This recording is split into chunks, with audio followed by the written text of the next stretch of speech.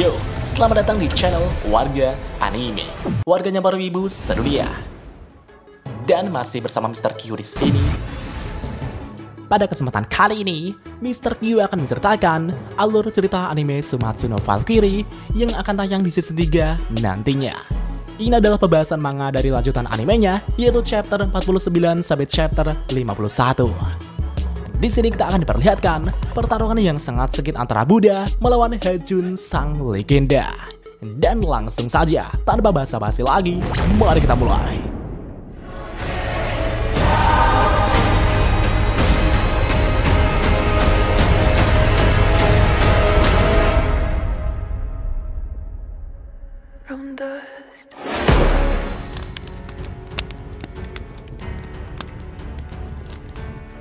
Pada saat ini, muncullah sosok yang sangat mengerikan telah muncul di hadapan Buddha. Buddha yang melihat itu pun langsung menggunakan kemampuannya untuk melihat masa depan dan segera mundur untuk bersiaga.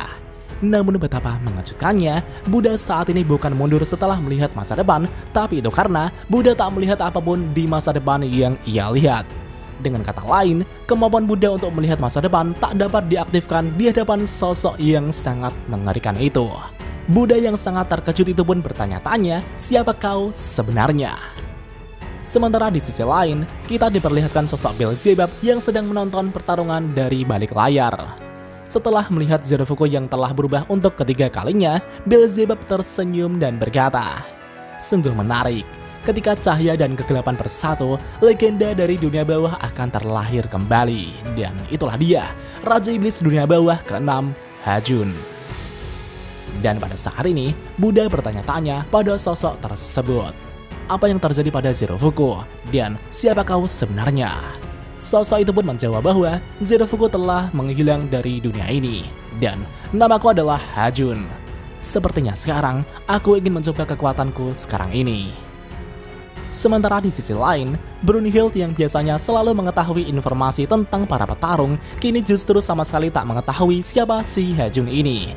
Bahkan Odin dan Zeus yang merupakan dewa tertinggi di sana itu pun juga tak mengetahui informasi mengenai si Hajun ini. Di tengah kebingungan para dewa, tiba-tiba Hades datang ke ruang VIP dan mengatakan jika si Hajun itu bukanlah seorang dewa. Zeus yang mendengar itu pun sangat terkejut dan bertanya-tanya tentang apa sebenarnya si Hajun itu. Sebagai raja dunia bawah, tentu Hades mengetahui tentang Hajun. Tapi meskipun begitu, Hades hanya sebatas tahu saja dan belum pernah melihatnya secara langsung. Jadi di sini dijelaskan, di anime Sumatsu no Valkyrie, dunia terbagi menjadi 3 lapisan. Yang pertama adalah Valhalla, tempat para dewa berada. Yang kedua adalah Midgard, tempat manusia dan binatang berada. Dan yang ketiga adalah Helheim, tempat alam baka di mana para iblis dan monster berkuasa. Hades kemudian mengatakan jika di Helheim ada legenda yang mengatakan jika cahaya putih dan bayangan hitam bersatu, maka sang berserker legendaris akan terlahir. Dan makhluk legendaris tersebut adalah Raja Dunia Bawah ke-6, Hajun. Namun yang membuat penasaran si Hades ini adalah apa yang membuat dewa kecil dari Valhalla atau si Zerofuko ini bisa berubah menjadi Hajun sang legenda. Itulah yang ingin diketahui Hades saat ini. Dan scene pun berbeda di tempat pertarungan antara Buddha dengan Hajun. Di sini terlihat Buddha sangat waspada daripada sebelumnya. Itu karena Buddha saat ini tak bisa menggunakan penglihatan masa depannya. Dan pada saat itulah, Hajun langsung mengeluarkan sebuah pedang dari tangannya dan langsung menyerang Buddha secara tiba-tiba. Namun dengan refleksnya yang sungguh luar biasa, Buddha berhasil menahan serangan Hajun dengan pedangnya. Ho, aku terkejut kau bisa menahan seranganku, kata Hajun. Dan setelah itu, Hajun kembali melancarkan serangan secara bertubi-tubi ke arah Buddha dengan kecepatan yang sungguh gila. Tapi sekali lagi, Buddha tetap bertahan dan terus menangkis setiap serangan. Di sisi lain, Brunhild mengatakan jika Buddha sekarang ini tak bisa menggunakan kemampuannya untuk melihat masa depan. Dia tak melihat cahaya apapun dari Hajun, hanya kegelapan mutlak yang dilihat Buddha saat ini. Jadi pada dasarnya, kemampuan mata Buddha ini bukanlah secara langsung melihat masa depan yang akan datang. Tapi secara teknisnya, kemampuan Buddha ini adalah kemampuan untuk melihat perubahan pada jiwa seseorang. Setiap kali seseorang akan melakukan tindakan, maka jiwanya akan bergerak sebelum tubuh fisiknya. dengan melihat cahaya dari jiwa itu, Buddha akan mengetahui apa yang akan terjadi selanjutnya dari seseorang tersebut. Namun karena tak ada sedikit pun cahaya dari jiwa Ha-jun, Buddha tak melihat apapun pergerakan dari jiwa Ha-jun tersebut. Dengan kata lain, Buddha tak bisa melihat masa depan Ha-jun. Dan pada saat ini, Buddha benar-benar dibuat kewalahan saat menghadapi Ha-jun. Bahkan Buddha sampai menjaga jarak dari Ha-jun tersebut. Ha-jun berkata, "Sungguh luar biasa, kurasa aku harus bertarung dengan kekuatan penuh." Segera setelah itu, Ha-jun kemudian merubah tangannya menjadi sebuah bor raksasa untuk menyerang Buddha, Heaven Piercing Demon Drill. Sedangkan di satu sisi, Buddha juga merubah senjatanya menjadi perisai untuk menahan serangan Ha-jun, Ahimsa.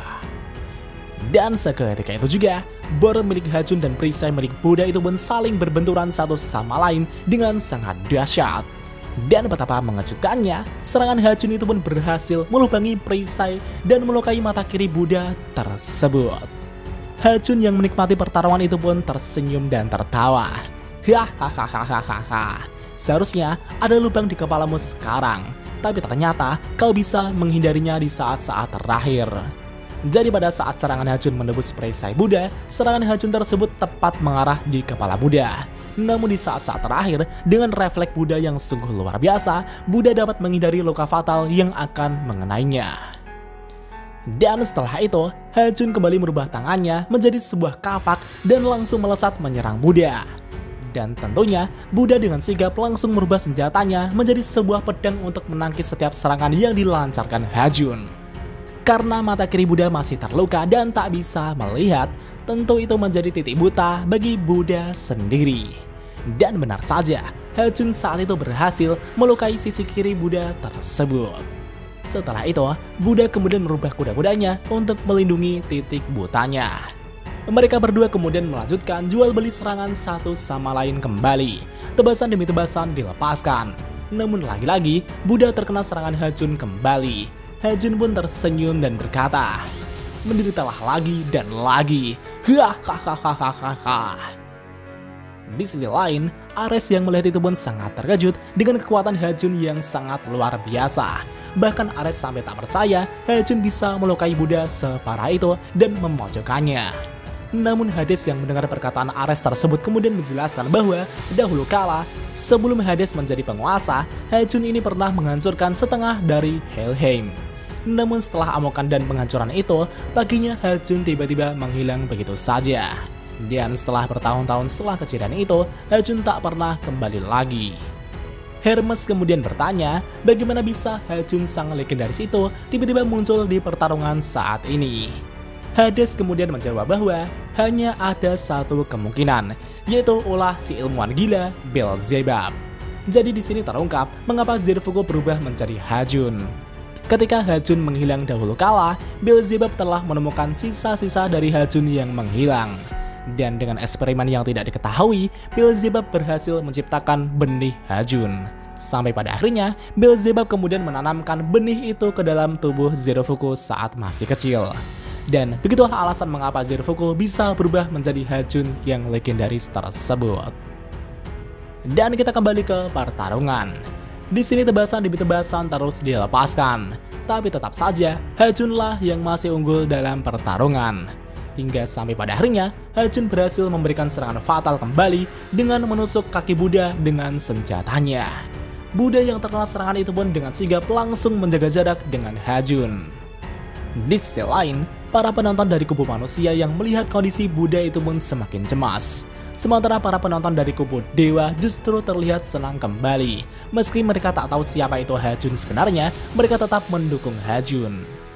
Meskipun kondisi Buddha saat ini terluka begitu parah, tapi Buddha masih tersenyum dan memanggil Zirfuku untuk mengambil kesadarannya kembali.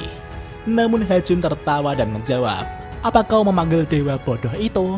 Dia tak akan bisa mendengarmu, karena dia sudah kucerna." Tepat setelah Ha-jun mengatakan itu, ekspresi Buddha langsung berubah.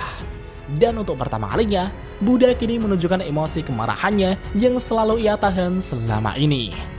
Buddha yang sangat marah itu pun berkata, "Diam kau bangsat." Dan akibat perubahan emosi Buddha tersebut, senjata Buddha itu pun ikut berubah menjadi sabit perang dewa kekejaman, Salakayas. Dengan munculnya senjata ini, Buddha juga melepaskan aura yang sungguh luar biasa. Bahkan Loki dan para dewa yang melihat itu pun sangat terkejut melihat hal itu. Hades merasa jika Buddha sepertinya mengincar satu serangan terakhir untuk menghabisi Hajun. Dan seketika itu juga, Buddha langsung melepaskan serangannya, Samsaras Karma. Jadi pada serangan ini, wajah iblis pada belakang senjata sabit itu berfungsi sebagai tenaga pendorong untuk mempercepat dan memperkuat serangan Buddha. Namun betapa mengejutkannya, di sini Hajun masih dapat menangkis dan menghindari serangan mematikan dari Buddha tersebut. Tapi tak hanya itu saja, Buddha kembali melepaskan energi pendorongnya kembali untuk mengembalikan ayunannya dan menyerang Hajun sekali lagi. Namun lagi-lagi, Hajun berhasil menahan serangan Buddha dengan tangan kirinya. Walaupun tangan Hajun hampir putus, tapi Hajun kini berhasil menusuk perut Buddha dengan senjatanya. Hajun berkata, "Katakan, apa kau punya kata-kata terakhir sebelum kau mati?" Namun Buddha tersenyum tipis dan berkata, "Biar ku katakan sekali lagi, jika tak ada dewa yang melindungi manusia, maka akulah yang akan melindunginya. Dan jika ada dewa yang berani melawanku, akan kubunuh mereka semua." Dan bagaimanakah nasib Buddha selanjutnya? Mari kita lanjut di part selanjutnya. Sore wa akui desu.